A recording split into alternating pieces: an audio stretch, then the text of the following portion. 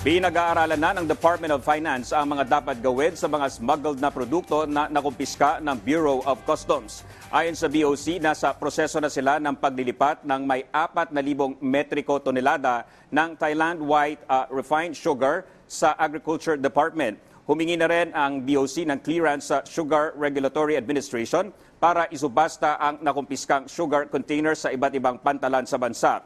Kasama sa pinag-usapan sa pulong ng BOC sa DOF ang mahigit 42,000 na sako ng bigas na nakumpiska sa Zamboanga City. Ilang bahagi nito ay naipamahagi na sa pangunguna ni Pangulong Ferdinand R. Marcos Jr. sa 4Ps beneficiary sa Cavite.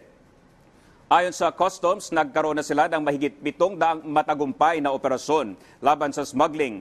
Umabot na sa mahigit 31 billion pesos na halaga ng pekeng produkto, smuggled agricultural products at sigarilyo ang kanilang nakumpiska. Bukod pa ito sa mahigit sa 323 million liters ng smuggled na petrolyo na nasabat ngayong Setyembre.